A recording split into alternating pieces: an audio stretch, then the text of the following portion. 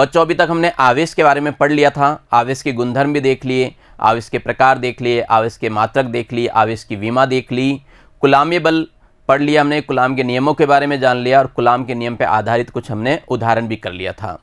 आज का हमारा टॉपिक है विद्युत क्षेत्र, इलेक्ट्रिक फील्ड्स, कि विद्युत क्षेत्र क्या होता है। देखो बच्चों, आपने देखा होगा हाई टेंशन लाइन्स को, ये हाई टेंशन लाइन है जिसमें बहुत सारी धारा आती है, बहुत तेज विद्युत आता है, इसको काफ़ी ऊंचाई पे लगाया जाता है। हाई टेंशन लाइन को हम क्या करते हैं, काफ़ी ऊंचाई पे लगाते हैं, जबकि हमारे घरों में जो बिजली के खंभे से लाइट आती है वो खंभा इतना ऊंचा नहीं होता जितना हाई टेंशन लाइन था। हाई टेंशन लाइन जितना ऊंचा था उतना ऊंचा हमारे पास बिजली का खंभा नहीं होता है। सोचा है कभी आपने ऐसा क्यों होता है? सोचा है? बिल्कुल सही सोच रहे हो कि बिजली के खंभे की तुलना में ये जो हाई टेंशन लाइन है इसमें क्या होगा, करंट ज़्यादा आएगा। अगर हम इसको बिजली के खंभे के बराबर रख दें तो हमारे घर में करंट लग जाएगा, आग लग सकती है। तो कहने का मतलब ये है कि ये जो बिजली का खंभा है ये कम क्षेत्र तक अपना प्रभाव रखता है, जबकि हाई टेंशन लाइन जो है वो ज़्यादा क्षेत्र तक अपना प्रभाव रखता है। बस सिंपल सी भाषा है, यही अपना क्या है, विद्युत क्षेत्र भी है। कोई आवेश जितनी दूरी तक अपना प्रभाव रखे वो क्या होगा, विद्युत क्षेत्र होगा। सिंपल भाषा में आप परिभाषा बना सकते हो। देखिए यहाँ पे मेरे पास एक धन आवेश है, अपने पास क्या है, ये एक धन आवेश है। अगर मैं इसके पास कोई आवेश लाता हूँ, सपोज कीजिए मैं एक ये आवेश लेके आता हूँ Q0,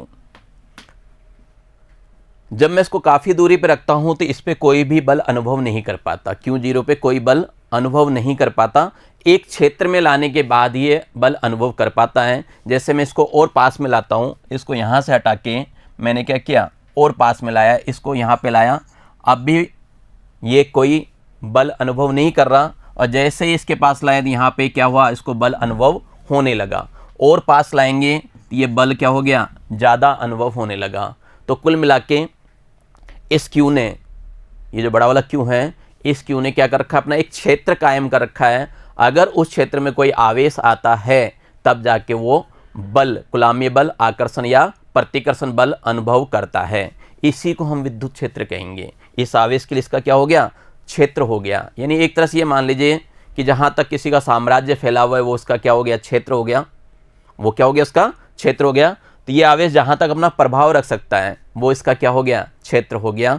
जैसे ही यहाँ पे मैं इस कोई भी आवेश को लाता हूँ इसके क्षेत्र में, जैसे ही इस आवेश को लाऊंगा ये क्या करेगा, इसको रिपल कर देगा। धनात्मक आवेश लाऊंगा तो, अगर मैं ऋणात्मक आवेश लगाऊंगा इसके क्षेत्र में तो यहाँ तक लाऊं, जैसे इसके क्षेत्र तक लेके आए तो ये क्या करेगा, यहाँ से आकर्षित करने लगेगा इसको, यानी आकर्षण बल लगाने लगेगा। कूलाम नियम पढ़ा है ना आपने कि दो आवेश आएंगे तो उनमें क्या होगा, आकर्षण या प्रतिकर्षण लगेगा। जैसे इसको और पास में लाते हैं तो आकर्षण क्या होता है, थोड़ा ज़्यादा लगने लग जाता है। तो कुल मिला के विद्युत क्षेत्र की परिभाषा आपको समझ में आ गई होगी कि आवेश क्या होता है, अपना एक क्षेत्र रखता है जिसके अंदर अन्य आवेश क्या करता है, कूलाम्य बल अनुभव करता है। वो क्या होता है, कूलाम्य बल अनुभव करता है। अब देखो बच्चों, जब क्षेत्र बनता है और इसकी परिभाषा देनी होती है तो इसको हम बोलते हैं स्रोत आवेश। जिसके कारण हो रहा है, जिसका आप क्षेत्र देखना चाहते हैं वो कहलाता है स्रोत आवेश, और जिस आवेश को लेके आ रहे हो वो कहलाता है परीक्षण आवेश, टेस्ट चार्ज। ये जो लेके आ रहे हैं ना, तो हम क्या कर रहे हैं, हम केवल चेक कर रहे हैं, तो ये तो कहलाता है टेस्ट चार्ज, ठीक है। और जिसके कारण देख रहे हो आप वो कहलाता है सोर्स चार्ज, यानी स्रोत आवेश, ठीक है, ये कहलाते हैं। तो अगर आपको विद्युत क्षेत्र की परिभाषा देनी है तो आप आराम से विद्युत क्षेत्र की परिभाषा इसके हिसाब से अपने शब्दों में भी बना सकते हैं। हम क्या कर सकते हैं, अपने शब्दों में भी बना सकते हैं। आप कॉपी और पेन लेकर अवश्य बैठे होंगे तो आप ये परिभाषा वहाँ लिख सकते हैं। आपसे परीक्षा में पूछा जा सकता है विद्युत क्षेत्र क्या होता है, विद्युत क्षेत्र क्या होता है, इसका क्या तात्पर्य है, समझाइए, उदाहरण दीजिए, ठीक है। तो देखिए ये लिख सकते हैं आप कि किसी आवेश के चारों ओर का वह क्षेत्र जहाँ तक उसका प्रभाव अनुभव किया जाता है विद्युत क्षेत्र कहलाता है, ठीक है।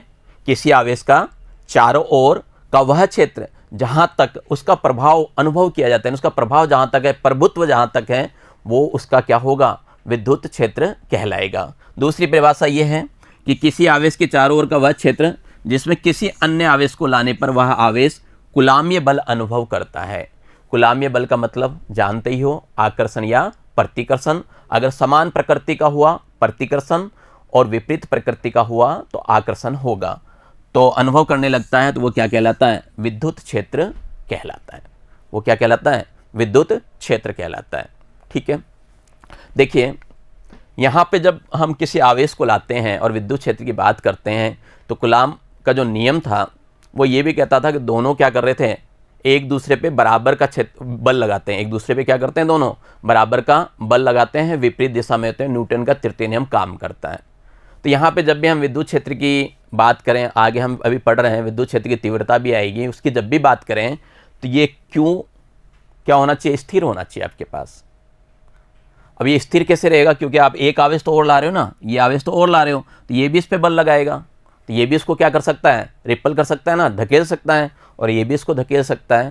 तो इसके लिए हम क्या करते हैं? यहाँ पे इतना छोटा बल लेके आते हैं जिससे खुद का कोई प्रभाव नहीं रख पाता, और इतने छोटे बल को ही हम क्या बोलते हैं? टेस्ट चार्ज बोलते हैं। अभी डिटेल में बताता हूँ आपको टेस्ट चार्ज क्या होता है। उससे पहले हम देख लेते हैं विद्युत क्षेत्र की तीव्रता, कि विद्युत क्षेत्र की तीव्रता क्या होती है। देखिए विद्युत क्षेत्र की तीव्रता या विद्युत क्षेत्र बोल लेंगे हम, जनरली विद्युत क्षेत्र भी बोलते हैं, मापना जिसका आप माप सकते हैं वही। जैसे आप सूर्य के पास जा रहे हैं, बिल्कुल सूर्य के पास जाएंगे तो बहुत गर्मी लगेगी, जल भी जाओगे, और थोड़ा जैसे जैसे जैसे दूर आएंगे तो क्या होगा? आप कहोगे सूर्य की तीव्रता कम होती जाएगी, उसकी तीव्रता क्या होगी? कम होती जाएगी। तो ठीक है, ऐसा यहाँ पे भी है कि जैसे हम इस आवेश को बिल्कुल इसके पास लाएंगे तो आकर्षण बल ज़्यादा होगा, जैसे जैसे जैसे दूर लेके जाएंगे आकर्षण बल क्या होगा? कम होगा। तो यहाँ से हम विद्युत क्षेत्र की तीव्रता पढ़ सकते हैं कि विद्युत क्षेत्र की तीव्रता क्या होती है।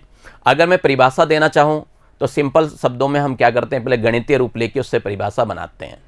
तो जो विद्युत क्षेत्र की तीव्रता होती है F/Q होता है, कूलाम्य बल और आवेश का अनुपात होता है।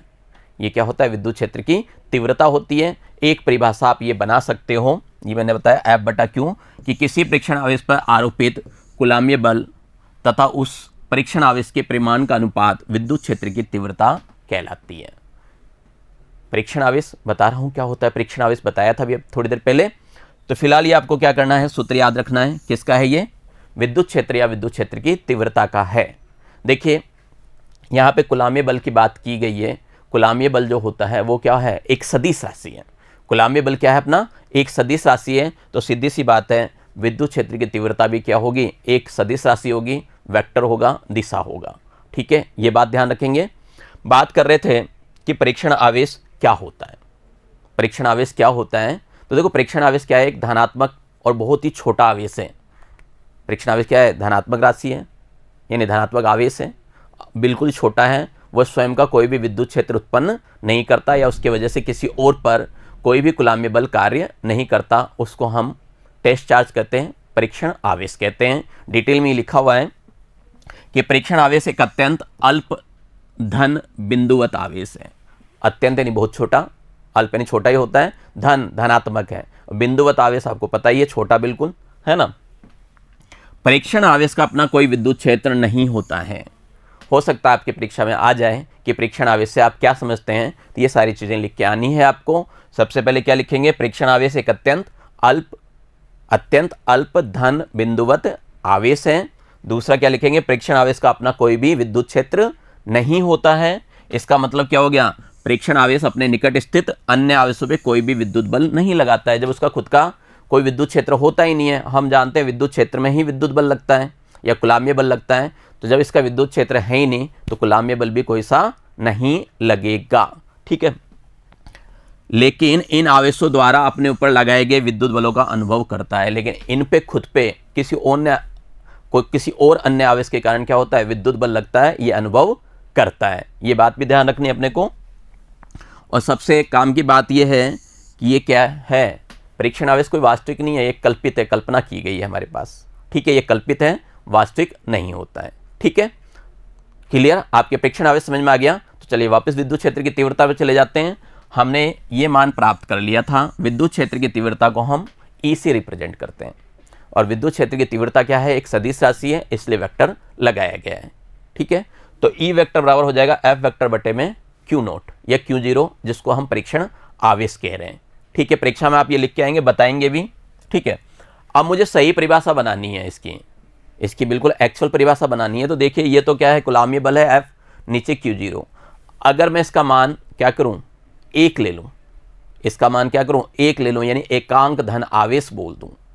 तो जब मैं Q0 का मान 1 ले लेता हूं तो मेरे पास ये आता है, भाई इसका मान क्या किया अपन ने 1 रख दिया, तो E वेक्टर बराबर क्या आ गया, F वेक्टर आ गया। इसका मतलब क्या हो गया कि किसी आवेश में, जो आवेश है उसके क्षेत्र में अगर आप एकांक धन आवेश लाते हैं और एकांक धन आवेश जितना बल महसूस करता है वही क्या होगी, उसकी विद्युत क्षेत्र की तीव्रता होगी। तो सबसे सही परिभाषा यह है, इस परिभाषा का हमें प्रयोग करना है कि एकांक धन आवेश पर लगने वाले कुलामीय बल विद्युत क्षेत्र की तीव्रता कहलाती है। ठीक है, एक्चुअल डेफिनेशन यही है, हमने वहां से बनाया है इसे, तो ये लिख के आएंगे एकांक धन आवेश पर लगने वाला कुलामीय बल। डिटेल में लिखना चाहो तो कुलामीय बल के ब्रैकेट में आप आकर्षण या प्रतिकर्षण भी लिख सकते हो, उसी को हम क्या कहते हैं, विद्युत क्षेत्र की तीव्रता कहते हैं। ये आपको मैंने बता ही दिया कि विद्युत क्षेत्र की तीव्रता क्या है, एक सदिश राशि है। तीव्रता क्या है इसकी, एक सदिश राशि है। और इसका मात्रक देखना चाहें तो देखो ई एफ के बराबर आ गया, एफ क्या है, बल है। तो जो बल का मात्रक होता है वही क्या होगा, विद्युत क्षेत्र का या विद्युत क्षेत्र की तीव्रता का मात्रक होगा। तो इसको न्यूटन ऑब्लिक कुलाम लिख सकते हैं, न्यूटन बटा कुलाम।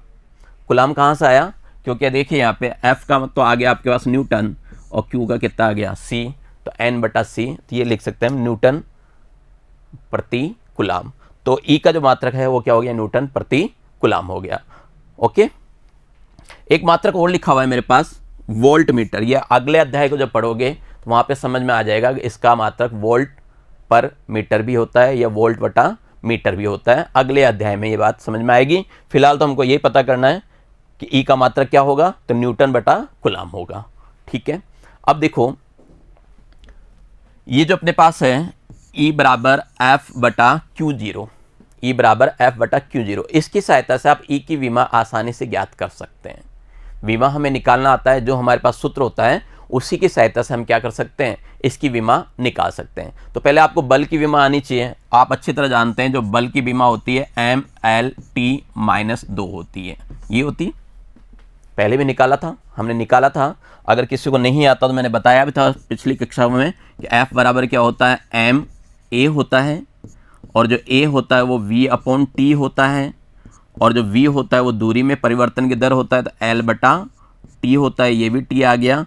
तो कुल मिला के अगर मैं इसको ऊपर ले जाऊं, ये बटे में टी स्क्वायर है ना, और जब अपन इसको ऊपर लेके जाएंगे तो ये हो जाएगा एम एल टी माइनस का 2। तो अगर अपने को बल की विमा याद नहीं है, वैसे तो अपने को क्या करना है, बल की विमा याद रखनी है।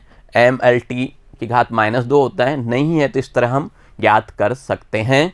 तो कुल मिला के बच्चों अपने पास ये आ गई बल की विमा, एम की घात 1, एल की घात 1 और टी की घात कितनी, माइनस का 2। नीचे है मेरे पास आवेश, आवेश की विमा हमने निकाली थी। ध्यान है आवेश की विमा क्या निकली थी, ए टी निकाली थी ना हमने, तो टी को पहले लिखेंगे, ए को बाद में लिखेंगे। तो ये बन गया एम एल टी की घात माइनस 2 और टी ए। नीचे भी टी है ऊपर भी टी है, भाई अपने पास क्या है, नीचे भी टी है ऊपर भी टी है। तो नीचे वाले को जब ऊपर लेके जाओगे तो क्या होगा, जब ऊपर लेके जाएंगे तो पावर कितनी हो जाएगी, बताइए। यहाँ पे अगर मैं इसको ऊपर लेके जाऊँ तो पावर कितनी हो जाएगी, देखिए पावर कितनी हो जाएगी, माइनस का 3 हो जाएगा। भाई माइनस का 2 तो पहले से था, एक पावर और चला गया तो टी की घात माइनस 3 होगी। ये ए भी नीचे की ओर है, इसको भी जब मैं ऊपर लेके जाऊंगा तो ए की घात कितनी हो जाएगी, माइनस की 1 हो जाएगी। तो कुल मिला के आप ये बता सकते हैं जो ई की विमा है वो क्या हो गया, एम एल टी की घात माइनस 3 और ए की घात माइनस का 1। तो निकाल सकते हैं, याद भी रखिए, आप निकाल भी सकते हैं, कोई दिक्कत नहीं है। देखिए हम बार बार परीक्षण आवेश की बात कर रहे थे, और जो परीक्षण आवेश था वो कैसा था, बहुत ही छोटा था। जब बहुत ही छोटा है तो गणितीय भाषा में हम क्या करते हैं, उसकी सीमा निकालते हैं, लिमिट निकाल देते हैं। तो जब आप तीव्रता को क्या करें, इस तरह लिख सकते हैं, क्योंकि Q0 क्या है, अत्यंत सूक्ष्म है।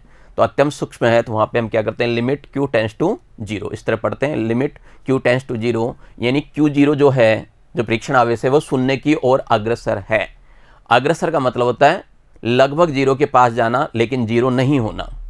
इसका मतलब है 0 नहीं होना, कि जैसे मान लो कहीं पे अपने पास यूँ लिखा हुआ है लिमिट, है ना, और अपन ने जैसे मान लो कुछ भी ले लिया, x ले लिया और ये लिख दिया 2, तो इसका मतलब क्या है, तो इसका मतलब है कि x का मान 1.99999 हो सकता है, या फिर x का मान 2.000000001 हो सकता है। यानी लगभग क्या हो गया, 2 के पास आ गया। तो यहाँ पे भी इसका मतलब ये है लिमिट Q0 टेंड्स टू 0 का मतलब Q0 का मान लगभग 0 के पास है, लगभग 0 के पास है, लेकिन 0 नहीं है। ठीक है, 0 नहीं है, लगभग क्या है, 0 के पास है, यानी बहुत ही छोटी राशि है। तो तीव्रता को दिखाने का सबसे सही तरीका यही है, E vector limit Q tends to 0 F vector बटे में Q0। ये जो Q0 है परीक्षण आवेश है, F क्या है, F क्या है, आवेश और परीक्षण आवेश है ना, उसके मध्य जो कूलाम्ब बल निकालते थे, है ना, तो F क्या हो गया, बल हो गया, कूलाम्ब बल हो गया। तो इस तरह आप तीव्रता को अगर सही से दिखाना चाहते हैं तो तीव्रता को सही दिखाने का तरीका यही है, ई वेक्टर बराबर लिमिट परीक्षण आवेश जो है Q0 tends to 0 F vector बटे में Q0। ठीक है, ये लिखा हुआ है। इस प्रकार E की तीव्रता विद्युत क्षेत्र में Q परिमाण को आवेश से आवेशित कोई कण रखा है, तब उस पर कार्य करने वाला विद्युत बल क्या हो जाएगा, आपसे पूछा जाए तो क्या होगा, F बराबर QE। कहाँ से आया ये F बराबर QE, सोचिए कहाँ से आया, ये था अपने पास, हमने क्या शुरू में यही कहा था ना, E बराबर क्या बताया था आपने, F बटा Q बताया था, हमने क्या बताया था, F बटा Q। अगर मुझे यहाँ से क्या करना है, F का मान निकालना है तो वज्र गुणा कर लूँगा, F बराबर क्या आ जाएगा, QE वेक्टर। तो कुछ यही कहना चाहते हैं, यहाँ से आप F का मान भी निकाल सकते हैं। क्लियर। अब देखिए तीव्रता के बारे में, कण आपका जो है अगर धनावेश है और या ऋण आवेश है, या फिर इसकी दिशा देखी जाए, तीव्रता की जो दिशा देखी जाए, वैसे तीव्रता की जो दिशा होती है किसके अनुदिश होती है, वो जो परीक्षण आवेश बल महसूस कर रहा है ना उसी की दिशा, और जो आवेश दिया गया है उन दोनों का जो लाइन है, मिलाने वाली लाइन के ही अनुदिश होती है। अगर आपका कण धन आवेशित है, अगर कण हमारा धन आवेशित है तो क्या होगा, बल की दिशा और विद्युत क्षेत्र की दिशा दोनों क्या होंगी, समान होंगी। बल की दिशा और विद्युत क्षेत्र की दिशा दोनों क्या होंगी, समान होंगी। कुछ इस तरह देखिए, है ना, ये बल है आपका, तो बल की दिशा और विद्युत क्षेत्र की दिशा दोनों क्या होंगी, समान होंगी। लेकिन अगर अपना कण ऋण आवेशित है तो बल की दिशा और विद्युत क्षेत्र की दिशा क्या होगी, विपरीत होगी। ठीक है, ये ध्यान रखेंगे, परीक्षा में पूछ लिया जाता है, तो समझ गए आप। कण आपका जो है वो क्या हो, अगर धनावेश है, भाई अपने पास क्या है, कण अगर धनावेश है तो क्या होगा, दोनों की दिशा समान होगी, और ऋणावेश है तो दोनों की दिशा क्या होगी, एक दूसरे के विपरीत होगी। क्लियर।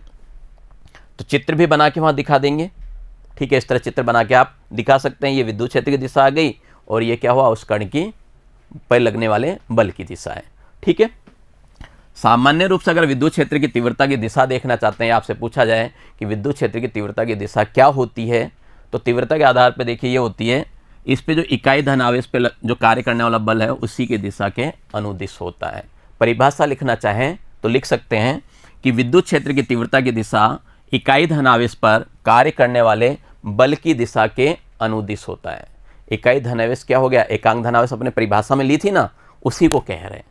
ठीक है, कोई डाउट नहीं है। तो कुल मिला के आप यहाँ पे तीव्रता के बारे में समझ गए होंगे। तीव्रता के लिए हमने क्या किया, अगर फाइनली देखना चाहें तो आपको ये याद रखना चाहिए कि तीव्रता ज्ञात करने के लिए हमें इस सूत्र का प्रयोग करना है, और इसी सूत्र से हमें क्या करना है, कुछ न्यूमेरिकल्स भी हल करने, आंकिक प्रश्न भी अपने इसी से हल होने वाले हैं। ठीक है, चलिए, अगर अपने पास धनात्मक आवेश है, अपने पास क्या है, धनात्मक आवेश है, तो इसकी जो तीव्रता है या विद्युत क्षेत्र रेखाएं हैं वो क्या होगा, बाहर की ओर जाएगी। कैसा होगा, बाहर की ओर जाएगी, और वो होगा कैसा, त्रिज्य दिशा होगी। यानी धनात्मक बिंदु के आवेश के कारण विद्युत क्षेत्र आवेश से बाहर की ओर सदैव क्या होता है, त्रिज्य दिशा में होता है ना, अर्य होता है, सदैव त्रिज्य दिशा में होता है। ये जनरली आप समझ भी सकते हो कि जैसे ये धनावेश है, इसके पास मैं एक परीक्षण आवेश लाता हूँ, जो कि परीक्षण आवेश हमेशा क्या होता है, धनावेश ही होता है। तो जैसे ही मैं इसके पास परीक्षण आवेश लाऊंगा, उसको क्या करेगा, धकेलेगा ना, धकेलेगा तो दिशा क्या हो गई, बाहर की तरफ हो गई। और वैसे ही अगर मैं क्या करूँ, ऋण आवेश के पास परीक्षण आवेश धन आवेश लाता हूँ, तो जो ऋण आवेश है वो परीक्षण आवेश को क्या करेगा, अपनी ओर आकर्षित करेगा, अपने पास बुलाएगा, इसलिए इसकी दिशा क्या होगी, इधर अंदर की ओर हो जाएगी। ये भी अर्य होता है, त्रिज्य होता है। इन रेखाओं के बारे में हम अगले जो वीडियो जाएंगे उसमें पढ़ेंगे, है हमारे पास विद्युत बल रेखाएं, वहाँ पे इन रेखाओं के बारे में और ज़्यादा अध्ययन हम करेंगे। ठीक है, अगर मैं प्रकार की बात करूं कि विद्युत क्षेत्र कितने प्रकार के होते हैं, वो भी किस पे, तीव्रता के आधार पे। तीव्रता के आधार पे हमें ये पता करना हो कि विद्युत क्षेत्र कितने प्रकार के होते हैं, तो ये 4 प्रकार के बताए गए हैं। देखिए, समान विद्युत क्षेत्र, असमान विद्युत क्षेत्र, परिवर्ती विद्युत क्षेत्र और अपरिवर्ती विद्युत क्षेत्र। वैसे नाम से आप पहचान जाओगे कि समान विद्युत क्षेत्र क्या है। जब मैं बोल रहा हूँ तीव्रता के आधार पे, तो नाम से आप पहचान सकते हो कि समान विद्युत क्षेत्र क्या है। हर जगह क्या आना चाहिए, विद्युत क्षेत्र समान आना चाहिए। प्रत्येक बिंदु पे विद्युत क्षेत्र क्या होना चाहिए, समान होना चाहिए। उसको हम क्या कहेंगे, समान विद्युत क्षेत्र कहेंगे। लिखना चाहें तो लिख सकते हैं। देखिए, ऐसा विद्युत क्षेत्र जिसके प्रत्येक बिंदु पर विद्युत क्षेत्र की तीव्रता का मान क्या हो, समान हो, समान विद्युत क्षेत्र कहलाता है। क्या होता है, समान विद्युत क्षेत्र कहलाता है। ये आगे विद्युत बल रेखाएं खींची गई है, अगले अपने वीडियोज में देखने वाले हैं, फिर भी हम यहाँ देख लेते हैं कि अगर समान विद्युत क्षेत्र को प्रदर्शित करना चाहते हैं तो क्या होंगी, समांतर रेखाएं होंगी और इनका जो गैप होगा वो क्या होगा, समान होगा। इनका जो गैप यानी दूरी होगी ना, प्रत्येक बिंदु की दूरी, वो हमेशा क्या होनी चाहिए, समान होनी चाहिए। तो ये भी लिख सकते हैं, समान विद्युत क्षेत्र को प्रदर्शित करने के लिए विद्युत बल रेखाएं, विद्युत बल रेखाओं के बारे में हम आगे पढ़ेंगे, है ना, परस्पर समांतर और समान अंतराल पर खींची जाती है। समांतर होती है और समान अंतराल पर खींची जाती है। ऐसे ही बात करें हम असमान विद्युत क्षेत्र की, तो असमान विद्युत क्षेत्र क्या होगा, प्रत्येक बिंदु पे क्या होगा, विद्युत क्षेत्र समान नहीं आएगा, उसकी तीव्रता क्या होगी, समान नहीं आएगी, तो वो क्या हो गया आपका असमान विद्युत क्षेत्र हो गया। ठीक है, टॉपिक के नाम से या जो हेडलाइन दी हुई थी उसी से हम परिभाषाएं आराम से बना सकते हैं। आप भी कोशिश करो कि उसी से परिभाषाएं बनाएं। आप अपनी भाषा में जितनी परिभाषाएं बनाएंगे, जितना लिखेंगे, उतने अच्छे मार्क्स आते हैं। ठीक है, चलिए देखिए, इसको लिखना चाहें तो ऐसा विद्युत क्षेत्र जिसके प्रत्येक बिंदु पे तीव्रता का मान क्या हो, असमान हो, वो कहलाएगा आपका असमान विद्युत क्षेत्र कहलाएगा। विद्युत बल रेखाओं की बात करूं तो असमान विद्युत क्षेत्र को प्रदर्शित करने के लिए विद्युत बल रेखाएं एक दूसरे के समांतर तो होती है, क्या होती है, एक दूसरे के समांतर होती है, लेकिन गैप कम ज़्यादा हो सकता है। गैप क्या हो सकता है, गैप का मतलब अंतराल, चौड़ाई कम ज़्यादा हो सकती है, तो इसलिए असमान अंतराल पर खींची जाती है। देखिए, अगर मैं इसकी बात करूँ तो यहाँ का अंतराल देखो और इसका अंतराल देखो, अलग अलग आ गया ना भाई, ये तो कम और ये ज़्यादा चौड़ा है। ठीक है, तो इसका मतलब क्या है, ये असमान विद्युत क्षेत्र है।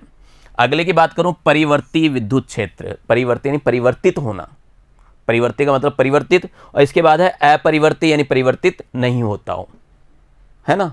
तो इसका मतलब ये हो गया कि ऐसा विद्युत क्षेत्र जिसकी तीव्रता का मान समय के सापेक्ष परिवर्ती हो, परिवर्ती विद्युत क्षेत्र कहलाता है। समय के साथ क्या हो, बदलता रहता है, तो वो परिवर्ती विद्युत क्षेत्र कहलाएगा। और जो समय के साथ नहीं बदलता है वो अपरिवर्ती विद्युत क्षेत्र कहलाएगा। सिंपल है, ऐसा विद्युत क्षेत्र जिसकी तीव्रता का मान समय के सापेक्ष अपरिवर्तित रहता है या अपरिवर्ती हो, वो क्या कहलाएगा, अपरिवर्ती विद्युत क्षेत्र कहलाता है। तो आपके ये चारों बात समझ में आ गई होगी।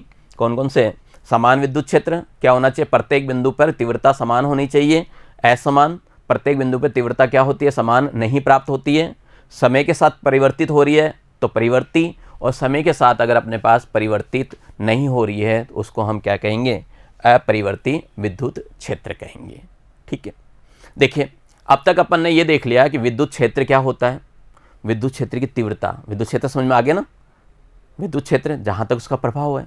विद्युत क्षेत्र की तीव्रता के लिए हमने क्या किया, F/Q कर लिया जनरल भाषा में, F/Q कर लिया, या फिर F/Q0 कर दो, Q0 का मान 1 ले लो, तो E बराबर F आ जाता है। एकांक धन आवेश पर लगने वाला बल ही क्या है, विद्युत क्षेत्र है या विद्युत क्षेत्र की तीव्रता है।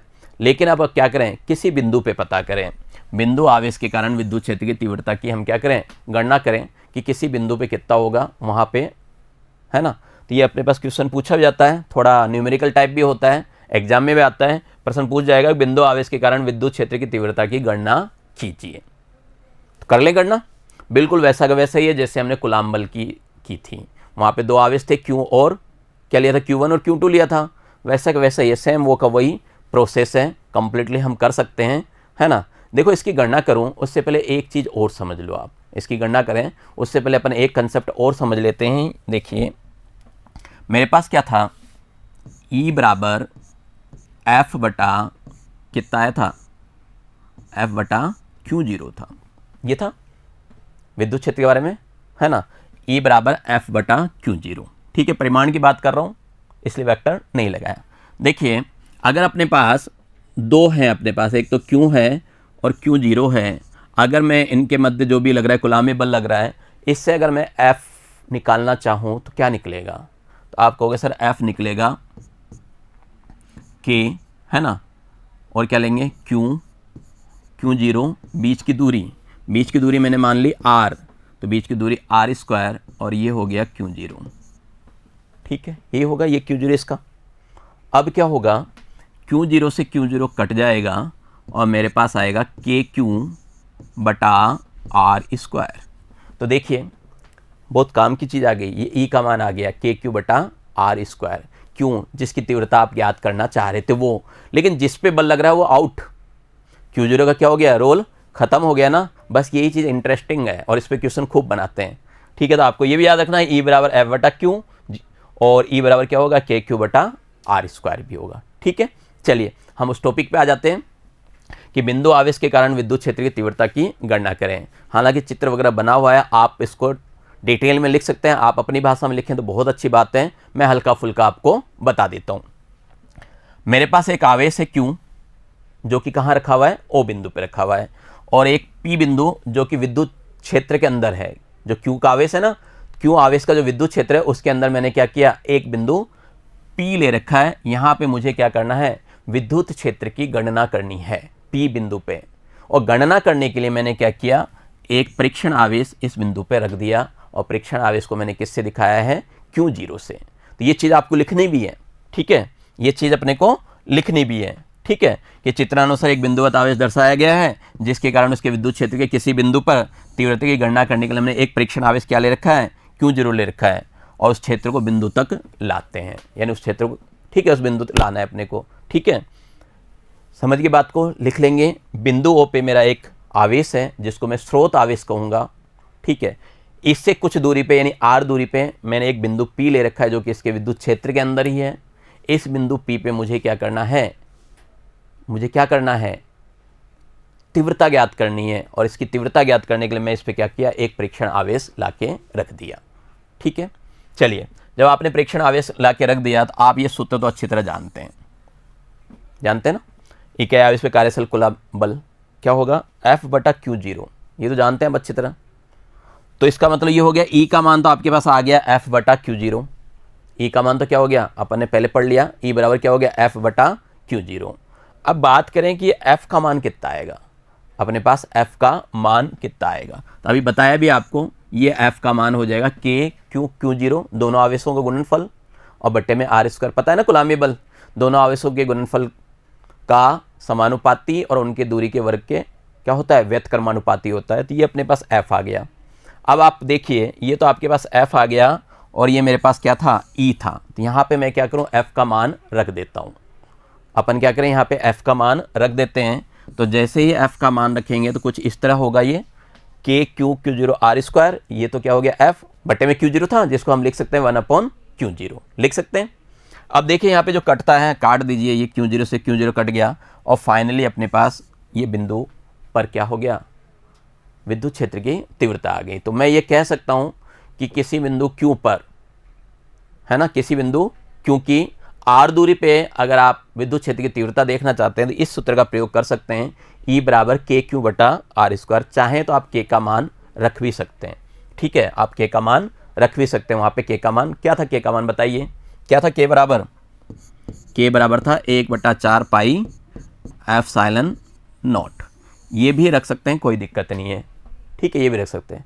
चूँकि अभी थोड़ी देर पहले मैंने आपको बताया था कि विद्युत क्षेत्र क्या थी, एक सदिश राशि थी।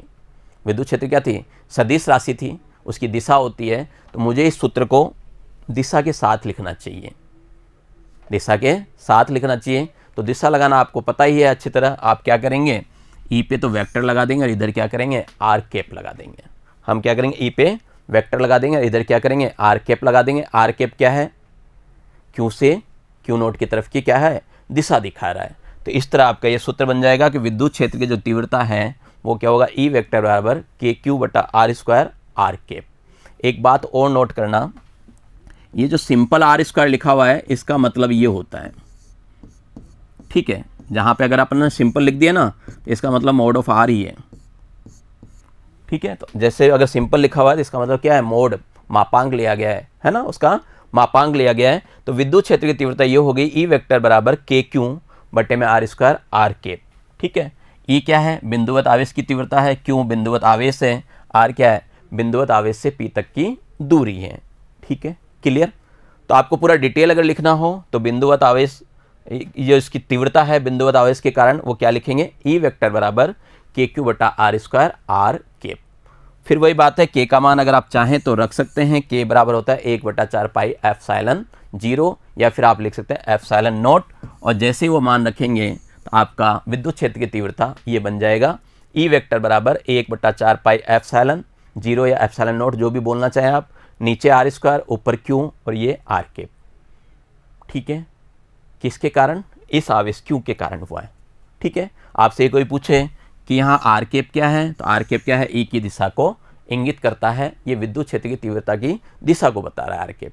समझ गए बात को, एग्जाम में पूछा जाता है, आप कर सकते हैं। ठीक है, अब इस पर जरा गौर कीजिए कि अपने पास जो ई आया, अगर ई आया तो ये आया था मेरे पास के, है ना, क्यू बटा आर स्क्वायर, ये था के क्यू बटा आर स्क्वायर। के तो क्या है, नियत है, क्यों आपका आवेश भी नियत है, तो ये दोनों नियत है। यहाँ पे अपने पास क्या है, ये दोनों क्या है, नियत है।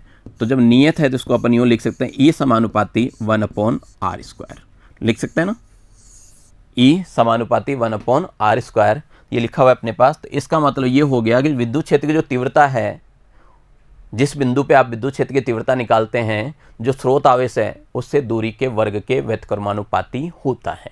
तो ये भी वहाँ आप लिख के आ सकते हैं कि विद्युत क्षेत्र की तीव्रता दूरी के वर्ग के क्या होता है, व्युत्क्रमानुपाती होता है। ठीक है, और आप चाहें तो ग्राफ भी खींच के आ सकते हैं, ई और आर के मध्य का हम ग्राफ भी बना सकते हैं। ई और आर के मध्य का ग्राफ लोगे तो इस तरह बनेगा कि हमने क्या किया, एक्स अक्ष पे तो आर ले लिया, यानी दूरी ले ली हमने, ये एक्स अक्ष होता है ना आपका, ओ से एक्स, है ना, और जो ये जो है अपन, ये जिसको ऊर्ध्वाधर लाइन कहते हैं, वाई अक्ष बोलते हैं, इस पे हमने क्या किया, ई ले लिया। इन दोनों का ग्राफ लोगे तो कुछ इस तरह बनेगा इसका ग्राफ। इसका ग्राफ क्या होगा, इस तरह बनेगा। अब बात करें हम आवेश निकाय के कारण किसी बिंदु पे तीव्रता की गणना, एक बार इनको कर लेते हैं, फिर इन पे आधारित प्रश्न भी करेंगे, न्यूमेरिकल्स भी करेंगे इन पे आधारित। ठीक है, निकाय के कारण याद कीजिए, आपने कूलाम में भी निकाय के कारण निकाला था, यानी बहुत सारे बहुल आवेशों के कारण कूलामी बल निकाला था। तो वहाँ पे क्या लगा था, अध्यारोपण का सिद्धांत लगा था अध्यारोपण का सिद्धांत, सबका अलग अलग करके हमने सदिश योग किया था। बस सेम डिट्टो वो की वो चीज़ यहाँ पे लगेगी, वो की वो चीज़ अपने यहाँ पे लगेगी, वही हमारे पास यहाँ अध्यारोपण का सिद्धांत लगेगा। तो जब आप आवेशों का निकाय कारण किसी बिंदु पे तीव्रता की गणना करना चाहते हैं तो क्या करेंगे, मान लो आपको क्या चाहिए, मेरे पास एक पी बिंदु है, इस बिंदु पे मुझे क्या करना है, तीव्रता की गणना करनी है, किसके कारण, Q1 आवेश के कारण, Q2 आवेश, Q3, Q4, Q5, Qn, यानी एक निकाय है, इसमें बहुत सारे आवेश हैं। तो उस बिंदु पे नेट विद्युत क्षेत्र की तीव्रता कितनी आएगी ये मालूम करना है। तो मालूम करने का तरीका बिल्कुल आसान है, सीधा है, सिंपल है। क्या करोगे, इन आवेशों के कारण एक एक की गणना कर लो और उसका फिर क्या करो आप, सदिश योग कर दो। उसका हम क्या करेंगे, सदिश योग कर देंगे। जैसे मान लो मुझे पता करना है E1 का, तो मैं पहले क्या करूँगा, E1 के कारण निकाल लूँगा, फिर E2 के कारण निकाल लूँगा, और ऐसे ही क्या करूँगा, E3 के कारण निकाल लूँगा, और लास्ट में 4, 5, 6 N के कारण निकाल लूँगा। तो ये अपने पास क्या होगा, EN के कारण हो जाएगा। तो ये आपका जो इनका सदिश योग करोगे, जब हम इनका सदिश योग करेंगे ये कंप्लीट आ जाएगा। तो वही अध्यारोपण का सिद्धांत लगाना है, और अध्यारोपण का सिद्धांत लगाना आसान है। आपको E1, E2, E3 अलग अलग तो है ही, अभी जस्ट अपन ने पढ़ा है ना, बिंदु के कारण, है ना, बिंदु पे एक आवेश के कारण तो पढ़ लिया। तो एक आवेश के कारण निकाल लो, ये दूसरे आवेश, ये तीसरे आवेश, चौथे आवेश, इस तरह आप ज्ञात कर सकते हैं। चलिए कर ही लेते हैं। लिखना आपको आ ही जाएगा कि चित्रानुसार हमने क्या किया, एक आवेश निकाय प्रदर्शित है जिसमें माना n आवेश उपस्थित है, जिनके परिमाण क्रमशः Q1, Q2, Q3, Qn है, तथा बिंदु P से इनकी दूरियां क्रमशः कितनी हैं, R1, R2, R3, Rn है। ये लिखना आना चाहिए आपको, इस चित्र को देख के लिखना आना चाहिए। हमारे पास एक बिंदु P है जिससे क्या है, Q1, Q2, Q3 कितनी दूरी पे है, R दूरी पे है, और इनकी जो दूरियां हैं हमने क्या ले रखी है, R1, R2, R3, ऐसे ही हमने क्या कर रखी है, Rn तक ले रखी है। तो ये चीज़ आपको लिखना आना चाहिए। कई स्टूडेंट्स क्या करते हैं, ये लिख के आते हैं, डायरेक्ट क्या करते हैं, डेरिवेशन लिख के आ जाते हैं, उनको पूरे मार्क्स नहीं मिलते हैं, अंक क्या होते हैं उनके कट जाते हैं। तो इसमें आलस नहीं करना, लिखना है अपने को, ठीक है, कंप्लीट लिखना है। परीक्षा में जब भी किसी प्रश्न का जवाब देते हैं तो आप इस तरह दीजिए कि ये मान के चलिए कि जो कॉपी चेक कर रहे हैं उनको कुछ नहीं आता, उनको समझ में आ जाए सारा, यानी हम किसी को समझा रहे हैं ना, वो सारी चीज़ समझ में आ जानी चाहिए। तो सारी चीज़ एक एक बिंदु लिख के आना चाहिए परीक्षा में, तभी जाके हमें अच्छे अंक मिलते हैं। तो ये जो चीज़ें लिखी हुई है ये लिखना ज़रूरी है। ठीक है, चलिए बात करते हैं पहले आवेश के लिए ना। Q1 आवेश के कारण बिंदु P पर तीव्रता निकालते हैं। यानी अपने पास क्या है, ये आवेश है Q1 और इस बिंदु पे तीव्रता निकाल रहे हैं। इस पे हम क्या करेंगे, क्या करोगे तीव्रता निकालने के लिए, परीक्षण आवेश लाओगे, है ना, परीक्षण आवेश लाएंगे। हाँ, तो प्रत्येक के लिए हम परीक्षण आवेश लाएंगे, उसके सूत्र की सहायता से कर लेंगे। ये सूत्र अपन ने पिछले अभी थोड़ी देर पहले पढ़ लिया ना। ई वेक्टर बराबर क्या होता है, KQ बटा R स्क्वायर R केप होता है। क्यों क्या था, आवेश था, क्यों क्या था, आवेश था, और R क्या था, जिस बिंदु पे हम तीव्रता निकाल रहे हैं वहाँ तक की दूरी थी, और R केप क्या थे, विद्युत क्षेत्र की दिशा को दिखा रहा था। सेम ये की चीज़ क्या करेंगे, हम E1 के लिए निकालेंगे, फिर E2 के लिए, फिर E3 के लिए, ऐसे ही En के लिए निकालेंगे। तो अपने पास ये E1 के लिए ये हो जाएगा, दूरी क्या है R1 है, तो R1 कर देंगे, इधर R1 केप कर देंगे, आवेश क्या है Q1 हो जाएगा। ठीक है, तो इसको अपन ने क्या किया, समीकरण नंबर 1 दे दिया। और ये चीज़ बता देंगे जो मैंने बोला ना, Q1 क्या है, R1 क्या है, R1 केप क्या है, तो ये आप लिख जरूर देना, लिखने में कंजूसी मत करना। ठीक है, लिखना है, लिखने में कंजूसी नहीं करनी। दिए हमने इसको समीकरण 1 दे दिया, और नीचे हमने ये लिख भी लिया कि Q1 आवेश का परिमाण है, R1 क्या है, आवेश Q1 से बिंदु P की दूरी है जहां पे हम तीव्रता ज्ञात करना चाह रहे हैं। ठीक है, ऐसा कैसा है, आप Q2 के लिए कर दो। ठीक है, अपने को क्या करना है, ऐसा कैसा ही Q2 के लिए करना है। Q2 के लिए करोगे तो ये आ जाएगा K Q2 बटा R2 का स्क्वायर और R2 कैप है। देखो बच्चों, ये पहले भी बता चुका मैं, R2 का स्क्वायर का मतलब क्या है, अगर डिटेल में देखना चाहते इसका मतलब क्या है, R2 वेक्टर के मापांक का स्क्वायर है ना, सिंपल ऐसे लिखा जाता है। तो आप अगर ये लिखते हैं बहुत अच्छी बात है, ऐसे लिखते हैं तो भी सही है, समझ गए। तो हमने ये E2 निकाल लिया, और E2 निकाल के इसको हमने क्या किया, समीकरण 2 दे दिया। अब चाहे तो आप E3 E4 भी निकाल सकते हैं, या फिर डायरेक्ट हम क्या कर सकते हैं, इसी प्रकार nवें आवेश के बारे में ज्ञात कर सकते हैं। तो मैंने यही लिखा है, इसी प्रकार nवां आवेश Q1 के द्वारा बिंदु पे P पर तीव्रता। तो बिंदु P पे तीव्रता क्या हो जाएगा, ये हो जाएगा En वेक्टर बराबर क्या होगा भाई, यहाँ पे 2 है ना, तो यहाँ पे क्या आएगा, n आ जाएगा। बीच की दूरी है R2 है, तो इसकी कितनी है, Rn है, और ये जो सदिश, इकाई सदिश जिसे बोलते हैं, कैप लगा रखे हैं, वो क्या होगा, Rn कैप हो जाएगा। क्लियर। तो बच्चों यहाँ पे देखो आपने क्या क्या किया, हमने ये देख लिया E1, ठीक है, फिर हमने देखा E2, और ऐसे E3 E4 En। अब आप अध्यारोपण का सिद्धांत लगा दीजिए। अध्यारोपण के सिद्धांत से क्या करना है, सभी का सदिश योग करना है। हमें क्या करना है, सभी का सदिश योग करना है। तो समीकरण 1, 2 व 3 से बिंदु P पर कुल परिणामी तीव्रता आरोपित तीव्रताओं के सदिश योग के बराबर होती है। ये लिख के आना, डायरेक्ट योग मत कर देना, आप लिख के आना। ठीक है, तो ये लिखना है, उसके बाद हमें इनका योग करना है, यानी ये बताना है कि E वेक्टर क्या होगा, E1 vector plus E2 vector plus E3 vector plus dot dot dot plus En vector के बराबर होगा, और इनका मान रखना है। और हमने इनका मान रख दिया, देखिए E1 वेक्टर का ये रख दिया मान, ये E2 वेक्टर का रख दिया, ऐसे E3 निकाला है तो E3 E4 E5 का रख सकते हैं, और लास्ट में हमने क्या किया, En वेक्टर का मान रख दिया। क्लियर, बिल्कुल वैसा ही है जैसे हमने कहते हैं बहुल आवेशों के बीच देखा था, अध्यारोपण का सिद्धांत पढ़ा था हमने कूलाम वाले में, सेम वैसा का वैसा ही है। तो वही प्रोसेस अब आपको आगे करना है। वहाँ पे आपने क्या किया था, जो कॉमन आ रहे थे उसको हमने कॉमन लिया था। तो यहाँ देखिए कॉमन एक जैसी चीज़ क्या क्या आ रही है, तो सभी में आप देख रहे हो ये के क्या है, सभी के अंदर क्या आ रहा है, कॉमन आ रहा है। सभी में क्या आ रहा है, कॉमन आ रहा है। तो हमने इस के को बाहर निकाल दिया। जैसे आप इस के को बाहर निकालोगे तो आपके पास कुछ इस तरह बनेगा, ई वेक्टर बराबर हो जाएगा के, और अंदर क्या आएगा, देखिए अंदर ही आएगा Q1 बटा R1 का स्क्वायर और R1 केप, फिर प्लस क्या आएगा, तो प्लस आएगा Q2 बटा R2 स्क्वायर R2 केप, और ऐसे एनवा देखना चाहें तो एनवा आ जाएगा मेरे पास Qn बटे में Rn का स्क्वायर और Rn केप, ये होगा अपने पास, यही आएगा। तो ये हमने लिख लिया। अब देखो इसको गणितीय भाषा में बिल्कुल समरी करके लिख सकते हैं। ये सब हम क्या कर रहे हैं, जोड़ रहे हैं। तो हम जोड़ रहे हैं तो वहाँ पे क्या करेंगे, आप सिग्मा का निशान लगाएंगे, सिग्मा का निशान लगाएंगे। फिर देखो यहाँ पे 1 आया, 2 आया, 3 आया, 4 आया, 5 आया, तो इसको जनरल भाषा में क्या लिखेंगे, क्यू आई। ये लिख दिया हमने क्यू आई। ठीक है, अब चाहें तो आप के का मान रख सकते हैं, तो ठीक है के का मान रख सकते हैं, और आर कैप अगर हटाना चाहते हैं तो आर कैप भी हटा सकते हैं। तो इस तरह आप इस तरह बदल सकते हैं। देखिए कैसे बदला मैंने, आपको ये अच्छी तरह पता है सदिश में जो ए वेक्टर होता है वो क्या होता है? ये होता है ना, ए कैप बराबर क्या होता है, ए वेक्टर बटे में मॉड ऑफ ए वेक्टर। ये होता है इकाई सदिश, ऐसा ही होता है, ए वेक्टर बटे में मॉड ऑफ ए वेक्टर। अगर मुझे यहाँ से ए वेक्टर का मान निकालना है तो ये हो जाएगा ए कैप और मॉड ऑफ ए, ये हो जाएगा। तो ये लिखा जा सकता है, तो ए वेक्टर बराबर ए कैप मॉड ऑफ ए लिख सकते हैं, ऐसे लिख सकते हैं। बस यही चीज़ किया मैंने, क्या किया वहाँ पे जो कैप था ना आर आई कैप, उसको क्या लिख सकता हूँ, आर आई का वेक्टर बटे में मॉड ऑफ आर आई, ये लिख सकते हैं।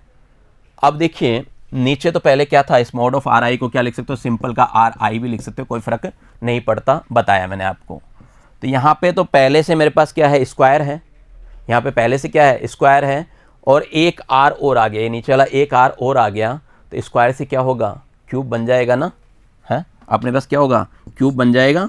पहले से मेरे पास यूँ लिखा हुआ है के सिग्मा क्यू आई, और ये लिखा हुआ था आर आई का स्क्वायर और आर आई का कैप, ये लिखा हुआ है, और ये लिखा हुआ है मेरे पास आई बराबर 1 से लेके n तक।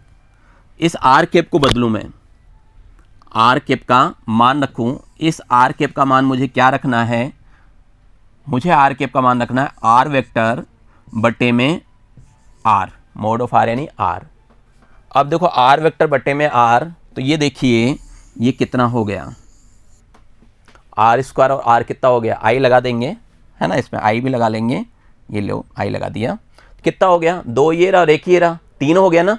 तो फाइनली आपका ये सूत्र बन गया, फाइनली क्या हो गया, इस सूत्र को भी लिखा जा सकता है, ई वेक्टर बराबर के समीशन आई बराबर 1 से लेके n तक, और कितना होगा क्यू आई, नीचे आर आई का क्यूब, और यहाँ पे क्या होगा, वेक्टर लगा होगा। तो कंफ्यूज मत हो जाना, वेक्टर लगा होगा तो नीचे पावर 3 होगा, और कैप लगा होगा तो नीचे पावर कितना होगा, 2 होगा। के का मान बता के आ जाएंगे कि के का मान क्या है, अपने पास 1/4 पाई एप्सिलॉन नॉट है, और ये के का मान यहाँ भी लिखा जा सकता है, कोई दिक्कत नहीं है, तो कैसे भी लिख सकते हो। तो ये अध्यारोपण के सिद्धांत के हिसाब से था, अध्यारोपण के सिद्धांत के हिसाब से हमने ये निकाल लिया। क्या हो निकाला हमने, उस बिंदु पे जो तीव्रता है बहुल आवेशों के कारण, वो उनके अलग अलग आवेशों के कारण सदिश योग के तुल्य होता है, ये शब्द लिख सकते हैं। ठीक है, आज का अंतिम टॉपिक लेते हैं, विद्युत क्षेत्र का भौतिक महत्व क्या है। विद्युत क्षेत्र का भौतिक महत्व क्या है, देखिए अभी मैंने थोड़ी देर पहले आपको बताया था, अगर देखा होगा आपने, तो ये आपने ई जो लिखा था, ई क्या लिखा था हमने, एफ बटा क्यू जीरो लिखा था, और एफ का जब मैंने मान निकाला था तो एफ का मान निकला था के क्यू इंटू क्यू जीरो बटे में आर स्क्वायर और क्यू जीरो, ये निकला था। क्यू जीरो से क्यू जीरो कट गया था, और ये आ गया था के क्यू बटा आर स्क्वायर, यानी इसका कोई रोल ही नहीं रहा बेचारे का। जिस परीक्षण आवेश को लाए, जिस बिंदु पे हम परीक्षण आवेश ला रहे हैं, उस परीक्षण आवेश का कोई रोल नहीं है, क्योंकि वो कट जाता है। वो क्या होता है, कट जाता है। तो यही सबसे बड़ी बात है इस परीक्षण, यानी किसी भी बिंदु पे आप आवेश की तीव्रता ज्ञात करते हैं, तो उस बिंदु पे आप कोई आवेश ला रहे हैं, वो प्रभावित नहीं करता है, वो कभी भी प्रभावित नहीं करता। और जो आपका विद्युत क्षेत्र है वो क्या है, एक सदिश राशि है। इससे आप दिशा भी पता कर सकते हैं, परिमाण भी पता कर सकते हैं, और कई बिंदुओं पे आप आराम से तीव्रता ज्ञात कर सकते हैं, क्योंकि परीक्षण आवेश कभी भी उसको प्रभावित नहीं करता है। ठीक है, ये स्थिर आवेशों की बात है। अगर आपके आवेश गतिशील है, जब आवेश अपने क्या है, गतिशील हैं, तो उस पर भी क्या होता है, आवेश जाएगा 3 × 10⁸ प्रकाश वेग से, है ना। तो अगर आपसे पूछा जाए कि विद्युत क्षेत्र में भौतिक महत्व बताइए, विद्युत क्षेत्र का भौतिक महत्व क्या होता है, तो आप चाहें तो ये लिख के आ सकते हैं, यही चीज़ अपन एक्सप्लेन कर सकते हैं। लिखना चाहें तो आप लिख सकते हैं, आपके सामने है कि किन्हीं आवेशों के निकाय के चारों ओर किसी बिंदु पर विद्युत क्षेत्र हमें यह बताता है कि उस बिंदु पर एकांक परीक्षण आवेश रखने पर वह कितना बल अनुभव करेगा। भाई किसी बिंदु पर रखेंगे तो वो क्या होगा, एकांक धनावेश कितना बल अनुभव करेगा। लेकिन परीक्षण आवेश उस आवेश निकाय को प्रभावित नहीं करता है ना, उसको वो प्रभावित नहीं करता। एक ये बात अपने को पता चल जाता है। इसका मतलब इस प्रकार विद्युत क्षेत्र उस परीक्षण आवेश पर निर्भर नहीं करता। कभी भी विद्युत क्षेत्र परीक्षण आवेश पर निर्भर नहीं करेगा, इस बात का ध्यान रखना है। ठीक है, ऐसे ही विद्युत क्षेत्र के बारे में बताया मैंने आपको, क्या है, एक सदिश राशि है जिसका परिमाण और दिशा भिन्न भिन्न बिंदुओं पे भिन्न भिन्न होता है। भाई अभी आर पे डिपेंड कर रहा है ना आपका, ये जो अपने परिभाषा दी, ये निकाला KQ/R², है ना, तो किस पे डिपेंड करता है, आर पे। अलग अलग बिंदु जितनी जितनी दूरी पे लोगे, विद्युत क्षेत्र या विद्युत क्षेत्र की तीव्रता उसी हिसाब से क्या होगी, बदलती जाएगी। तो एक ये पॉइंट अपन लिख सकते हैं। इस प्रकार किसी आवेश निकाय के कारण किसी बिंदु पर विद्युत क्षेत्र ज्ञात करने पर हम उस बिंदु पर किसी भी आवेश पर आरोपित बल का परिमाण और दिशा ज्ञात कर सकते हैं। यानी किसी भी बिंदु पर अगर आप विद्युत क्षेत्र की तीव्रता निकालते हो तो उस बिंदु पर कोई आवेश रखा जाए तो उसके परिमाण के बारे में आप पता कर सकते हैं। ठीक है, ये तो बात थी अभी तक स्थिर विद्युत की, है ना। अगर विद्युत आपका स्थिर विद्युत की थी, अगर आवेश आपका गतिशील हो तो देखिए, स्थिर विद्युत की तुलना में समय के साथ साथ परिवर्ती विद्युत चुंबकीय गुणों के लिए विद्युत क्षेत्र के सिद्धांत की अत्यंत महत्वपूर्ण भूमिका है।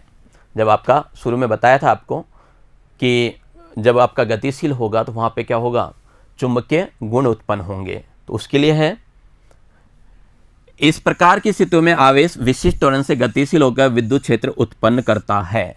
जब वो आपका गतिशील है, त्वरित है, जब आवेश क्या है, त्वरित है, तो वहाँ पे क्या होगा, विद्युत क्षेत्र उत्पन्न होगा।